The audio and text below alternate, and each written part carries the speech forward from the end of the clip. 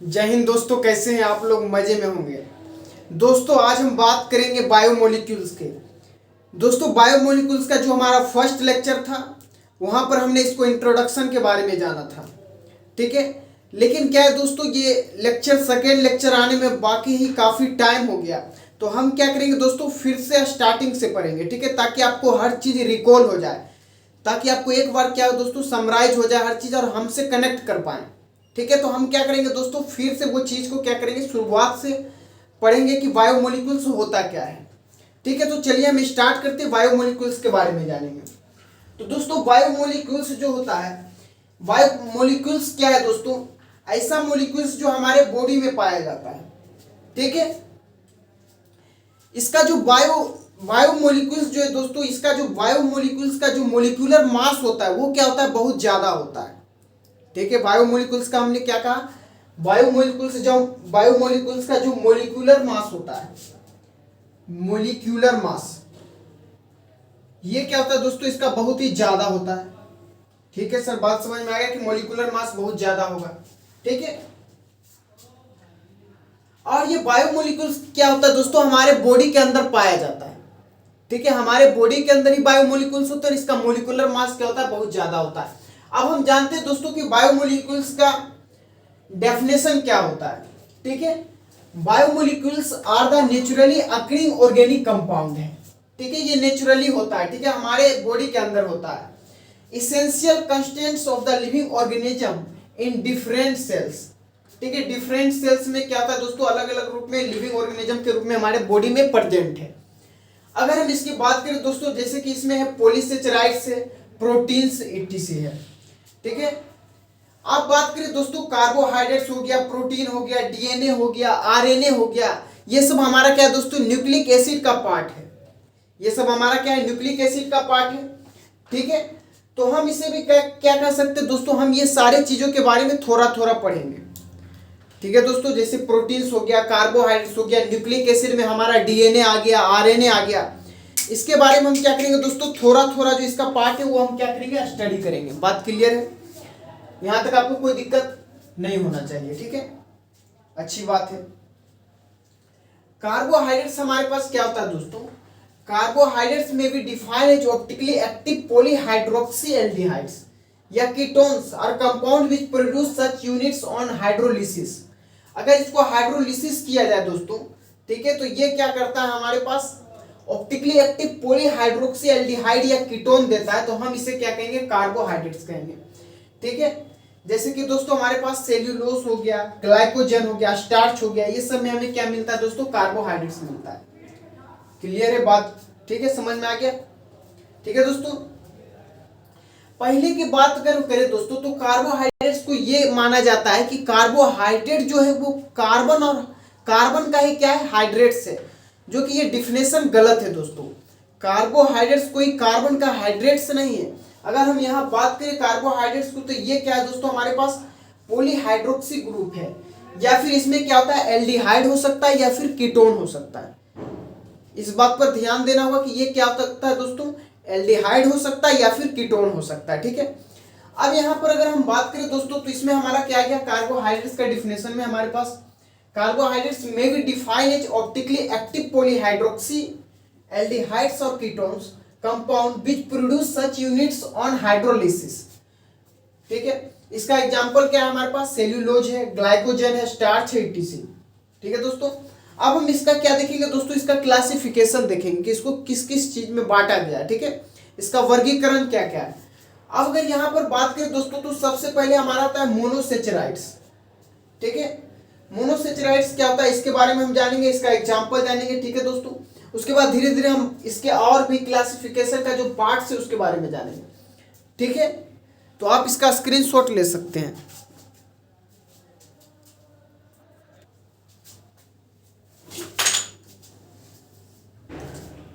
दोस्तों अब हम आगे बढ़ते हैं। अब हम बात करेंगे क्लासिफिकेशन ऑफ कार्बोहाइड्रेट्स। कार्बोहाइड्रेट्स को किस किस कैटेगरी में बांटा गया है। सबसे पहला हमारा आता है दोस्तों मोनोसेचराइड्स। मोनो का मतलब क्या होता है, एक होता है, ठीक है। तो हम सबसे पहले क्या पढ़ेंगे, मोनोसेचराइड्स, ठीक है। किसके बारे में पढ़ेंगे दोस्तों? मोनोसेचराइड्स के बारे में। अगर आप सॉलिड स्टेट के बारे में बात करें दोस्तों, जो हमारा यूनिट सेल था, अगर एक यूनिट सेल को हम रिपीट करते हैं तो हमें क्या मिलता था? क्रिस्टल सिस्टम मिलता था, क्रिस्टल सिस्टम मिलता था। तो उसी तरीके से हमारा क्या है दोस्तों, अगर हम किसी कार्बोहाइड्रेट्स को हाइड्रोलाइज करते हैं तो उसके अंदर क्या होता है? बहुत सारा मोनोसेचराइड्स होता है। उस मोनोसेचराइड से हमें क्या मिलता है दोस्तों? उसके पार्ट को मिलाने से हमें क्या मिलता है? एक मोनोसेचराइड्स का पार्ट मिलता है। ठीक है, बात समझ में आ गया?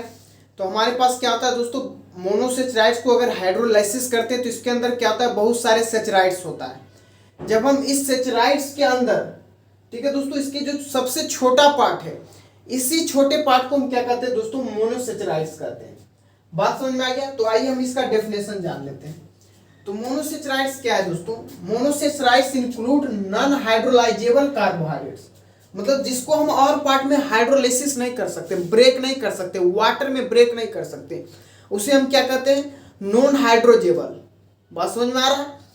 कि जिसे और भी तोड़ा नहीं जा सके, मतलब कि एक ही पार्ट उसका हो, फिर अगर हम उसको हाइड्रोलाइसिस करें वाटर के प्रेजेंट में तो वो ब्रेक ना हो, तो उसे हम क्या कहते हैं? मोनोसेचराइड्स। मोनो का मतलब एक ही सेचराइड्स हमें प्राप्त, यहाँ से क्या होता है दोस्तों? अचीव होता है। ठीक है, they are soluble in water, ये क्या होता है दोस्तों? पानी में क्या है? सोल्यूबल है।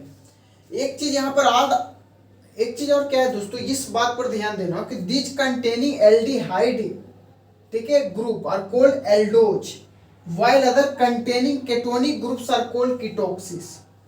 बात में गया? यहाँ पर क्या है दोस्तों, अगर कोई एल्डिहाइडिक ग्रुप है तो उसे हम क्या कहते हैं? एल्डोज। ठीक है, एल्डोजेज। while other containing ketonic group are called कीटोजेज।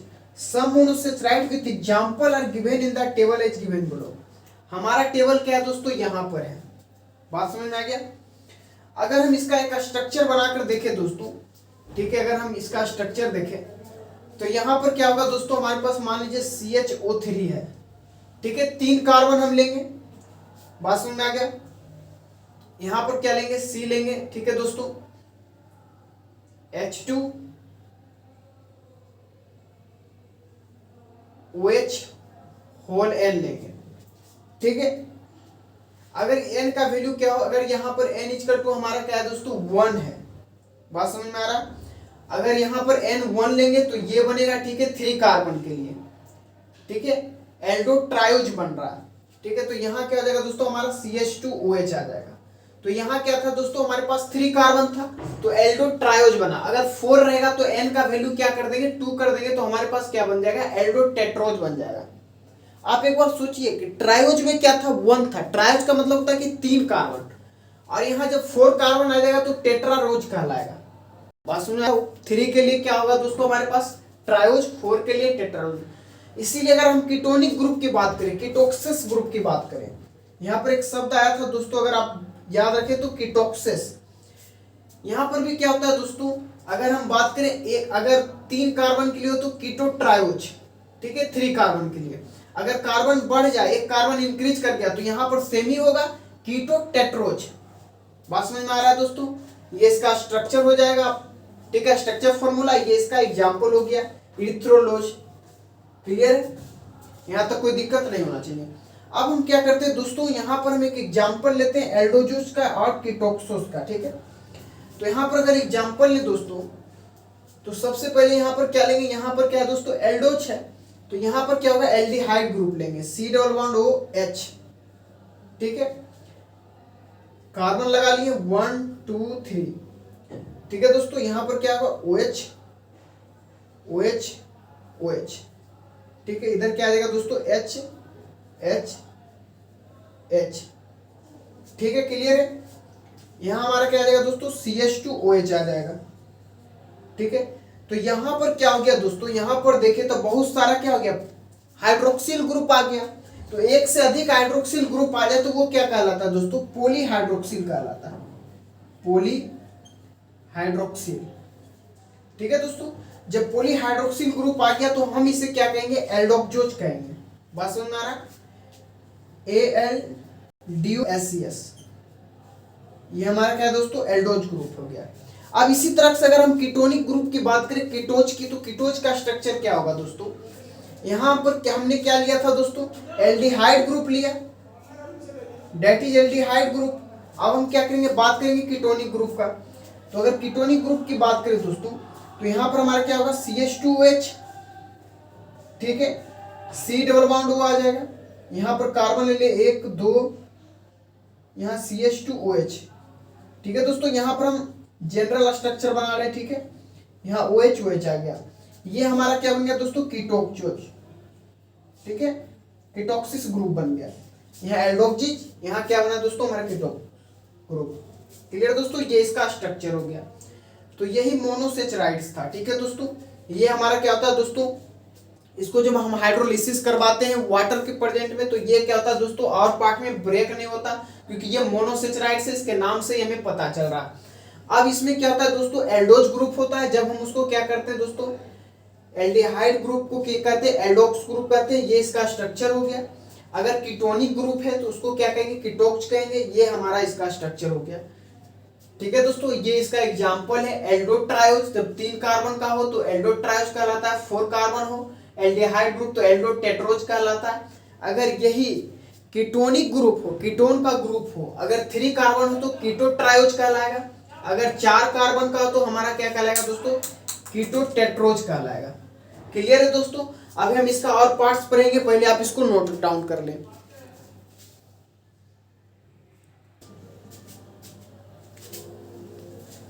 दोस्तों अब हम बात करते हैं डाइसेचराइड।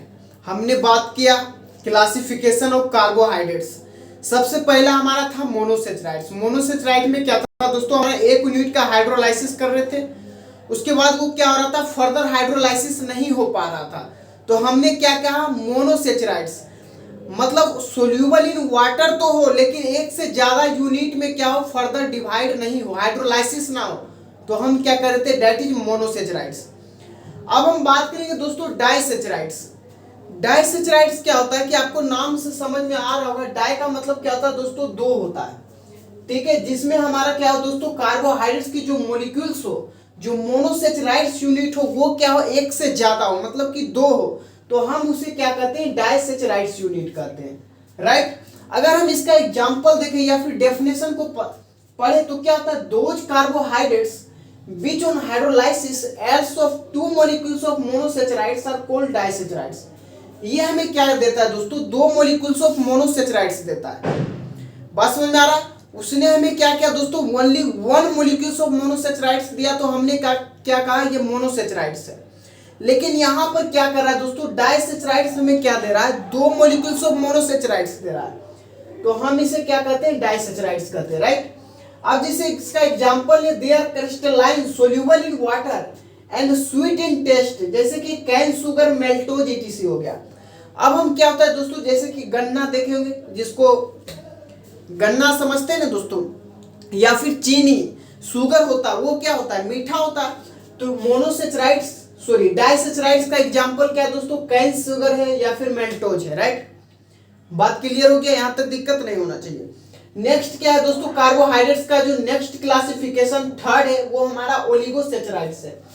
ओलिगोसेचराइड्स में क्या होता है दोस्तों, इसमें हमारा 2 से ज्यादा यूनिट्स हो, बात समझ में आ रहा है, 2 से 10 यूनिट्स हो, 2 से 10 यूनिट्स क्या हो, मोनोसेचराइड्स का हो, राइट। तो हम उसे क्या कहते हैं, दैट इज कॉल्ड ओलिगोसेचराइड्स। यहाँ पर यह बात ध्यान देना है कि 2 से 10 मोनोसेचराइड्स का यूनिट हो तो वो हमें क्या कहलाता है, ओलिगोसेचराइड्स कहता है। जैसे कि हम इसका एग्जांपल देखते हैं, raffinose, right. Raffinose on hydrolysis gives glucose, fructose and glucose, ये 3 चीज देता है। रेफिनोज को हाइड्रोलाइसिस कराते हैं, हाइड्रोलाइसिस कहने मतलब कि इसको ब्रेक करते, वाटर के प्रेजेंस में हम क्या करते हैं दोस्तों, इसको हाइड्रोलाइसिस करवाते हैं, ब्रेक कराते, तोड़ते हैं इसको। तो ये 3 पार्ट में डिवाइड होता है। पहला जो होता है वो ग्लूकोज में टूटता है, दूसरा फ्रुक्टोज में टूटता है, और तीसरा जो होता है वो ग्लूकोज में टूटता है, दैट इज कॉल्ड ओलिगोसेचराइड्स। बात समझ में आ गया, दैट इज कॉल्ड ओलिगोसेचराइड्स। नेक्स्ट हमारा दोस्तों ये नेक्स्ट है, ठीक है, इसका लास्ट जो हमारा क्लासिफिकेशन है, दैट इज कॉल्ड पॉलीसेचराइड्स।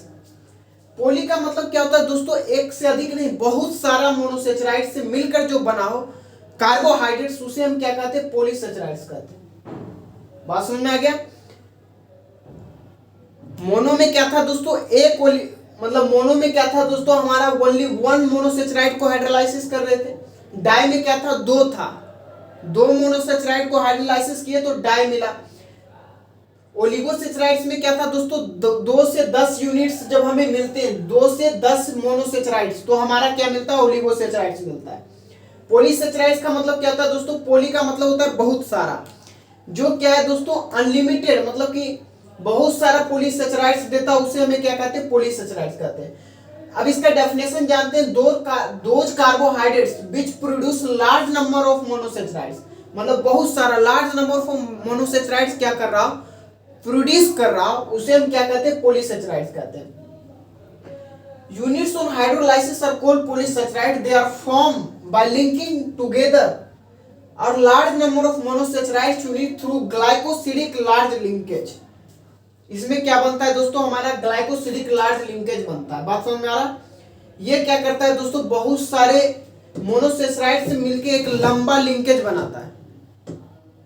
क्या बनाता है, लंबा लिंकेज बनाता है, तो हम इसे क्या कहते हैं, मोनोसेचराइड्स।